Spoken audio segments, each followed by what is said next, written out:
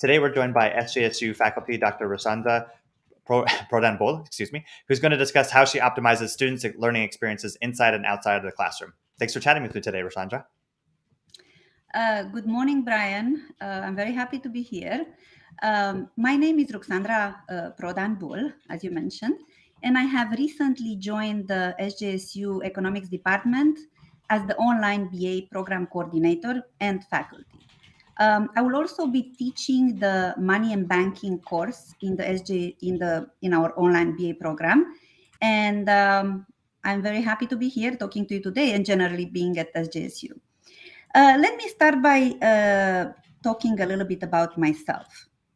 So my love for economics started in high school in Romania.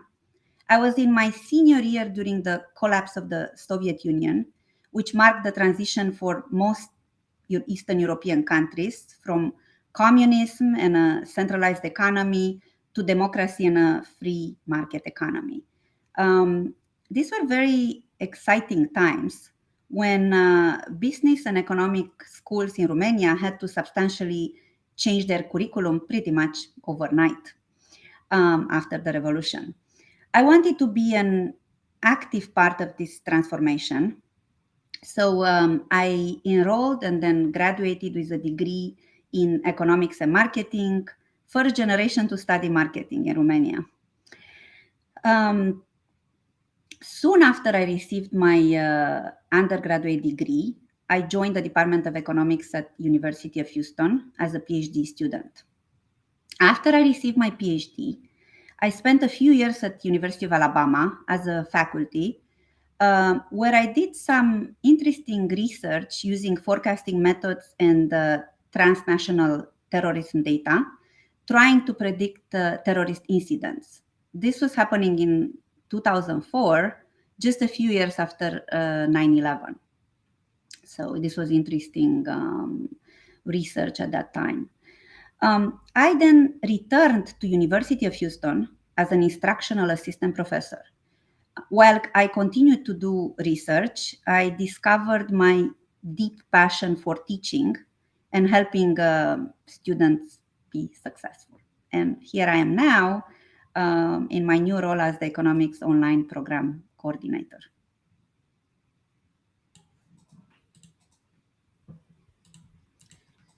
Wow, yeah, thanks so much for introducing yourself and sharing a little bit about your background, your story with me and with our viewers. I know you shared that with me when we met initially, and I just think it's so incredible to hear it again, how, just these things so there's so much in life that's outside of our control, thinking about like geopolitical, situations, relationships, all those sorts of things.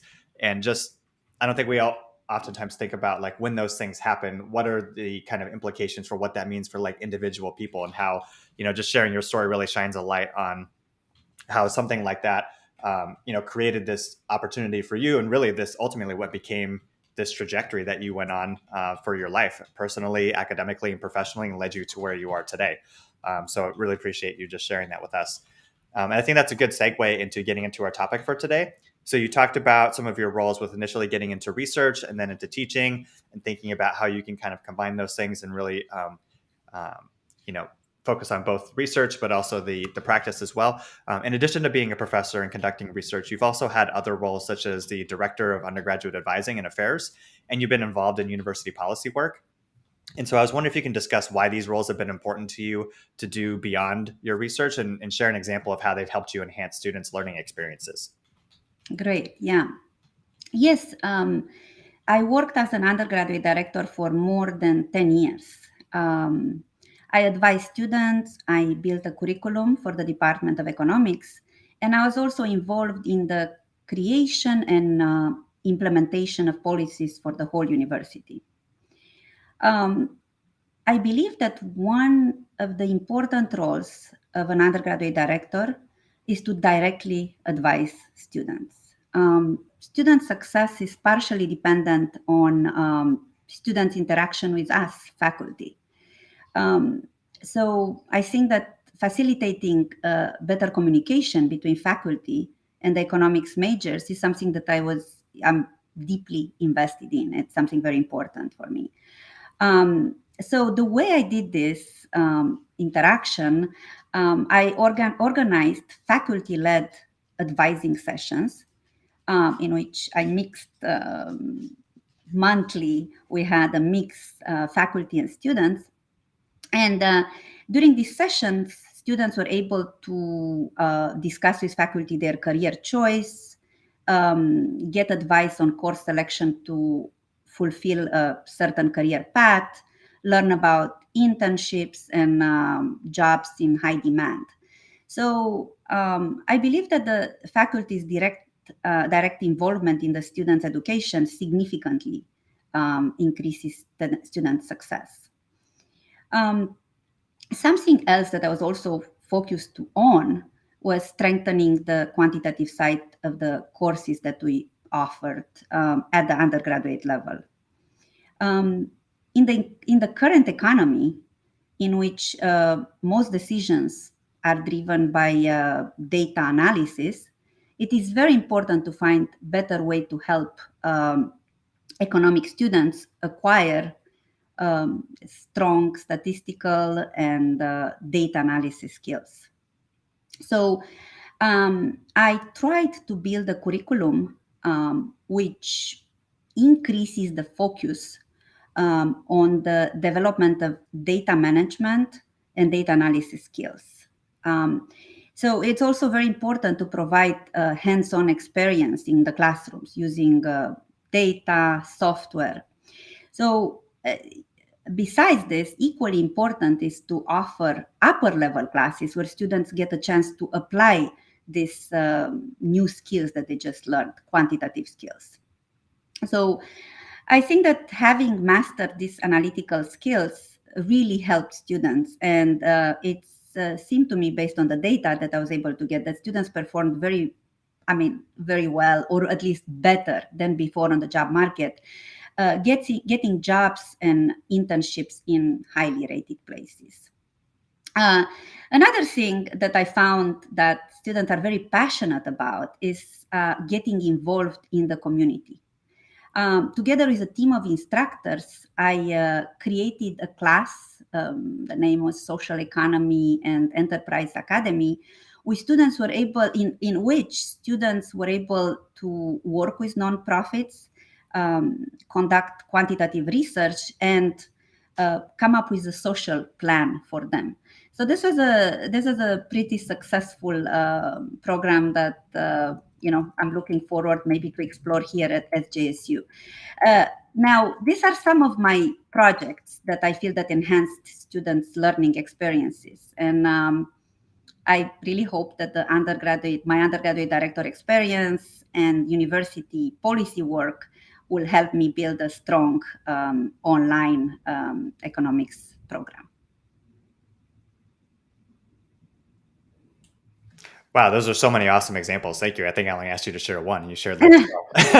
Sorry, No, that was I have more. I have more. that was great. It was just so great to hear about how, of course, you initially entered,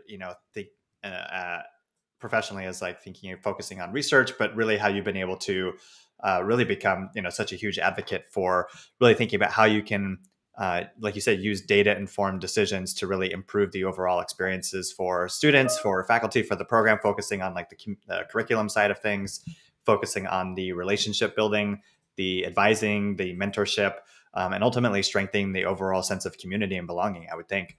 And like you said, a lot of that was leading to better outcomes for the students too, in terms of their overall skill development, their career possibilities, all those sorts of things. And ultimately, I think that's what we're here to do. So it's just so great to hear that you've been able to do so many of those things firsthand, and that you're bringing those experiences and that advocacy lens here to SJSU and to our SJSU online program.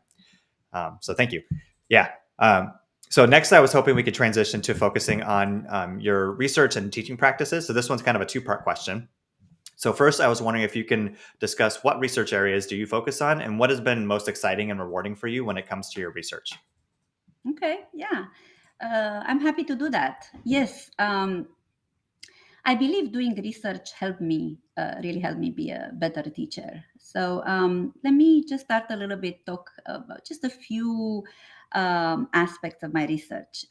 So Generally, I've been conducting empirical research using statistical tools to analyze and forecast macroeconomic and international data. My research has taken a few directions over time, but I'm just going to be focusing on the ones that are more relevant today. So some of my early research has focused on understanding the behavior of the macroeconomic variables after various shocks. For instance, the effect of recessions and financial or banking crisis on the level of output. That's one of the things that I focused on understanding. This was specifically important during and after the recession and financial crisis of 2007-2009, when it was hard to predict whether and if output will return to the previous trend pre-financial crisis. So some of my research, I studied various countries and their response to similar crisis in order to better understand the consequences of such events in the United States. I'm going to be moving on to a different topic here. Recently, my co-authors and I have been making steps towards understanding or better understanding monetary policy rules. Our central bank, the Federal Reserve Bank, can follow a rule which sets the interest rate based on the level of inflation and output growth, or alternatively, just set the interest rates ad hoc in a discretionary way. In our research, we have shown that following specific rules is associated with better economic outcomes than discretionary monetary policy. And this is especially important as recently there were several debates or conversations among economists involving the Federal Reserve Bank. And I'm just going to give you a few examples that some of you might actually be familiar with. So, for instance, some economists argue that in the years before the Great Recession and financial crisis of 2007-2009, the Federal Reserve Bank has been keeping interest rates too low, lower than what the rule prescribes. And or in other words, the Fed deviated from the rule that it has been following for a while. And some economists argue that this partially led to the housing bubble and eventually to the financial crisis of 2007-2009. Another debate, which is actually more recent, right, has been going on recently, is related to the ramping inflation of nowadays. So we know that the Fed increases interest rates in the wake of inflation.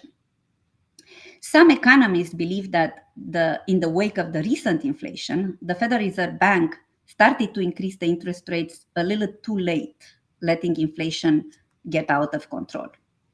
And the most recent conversation, which just started on Wednesday, I think that was March 22nd, right? When the Fed announced their latest quarter point increase in the interest rate. And we all know that there is a very fragile balance between fighting inflation and slowing down the economy, which can lead to an increase in the unemployment rate. So economists are already arguing that there is maybe no need for another increase in the interest rate, as the economy might be heading towards a downturn. But we'll have to wait and see what happens in this rapidly changing economy. So to conclude, the research that I've been conducting in both empirical macroeconomics and international monetary economics has been very helpful when teaching. First, working with data and time series models, forecasting, helped me be a better teacher, especially when teaching quantitative classes as econometrics, forecasting, and having all those examples that I can provide to students. I'm also very excited to teach money and banking, an asynchronous class in the online program, where I'm going to be happy to talk about the Federal Reserve Bank and monetary policy. Wow, thanks so much for sharing that with me. Yeah, those were obviously, I mean, to me, they were really interesting examples of the research that you've done, and obviously very, relevant to the world that we're living in the present day. Like you said, I mean, even as recently as of this week, right? These things that you're conducting research on, they're happening in our society at large, and so it's just really great to hear about how you have such extensive knowledge and insights about what's happening at a macroeconomic level, especially when it comes to these things that can, where you're kind of responding to like large scale events or, these other variables that could have larger implications. And like you said, I mean, I think like you alluded to, these are things that are being researched and debated, and there's just a lot that goes into it. It's not like there's some universal answer that's out there, because a lot of it is trying to use data and research examples that are out there to kind of predict what could happen in these circumstances. So, and it's really great just to hear about how you're able to take all of that knowledge that you have and all the research that you've done, and then think about how you can bring that into your classroom, into your teaching practices, to really enable students to get access to a lot of that knowledge and that practice as well as they're developing their skill sets through our economics program, and preparing to leverage that to advance their careers and advance their lives. So I was going to ask you the second part of that question of how you incorporate that into your teaching practices, but you predicted it and you answered it for me. So thank you. Yeah. Yeah. Awesome. Well, thanks so much, Ruxandra, for sharing your insights with us. I appreciate your time. Thank you to all of our viewers for watching today. As always, you can go to our SJSU Online website to learn more about our programs and get in contact with our enrollment counseling team to get started with your application. And we'll catch you in the next live stream. Thanks, y'all.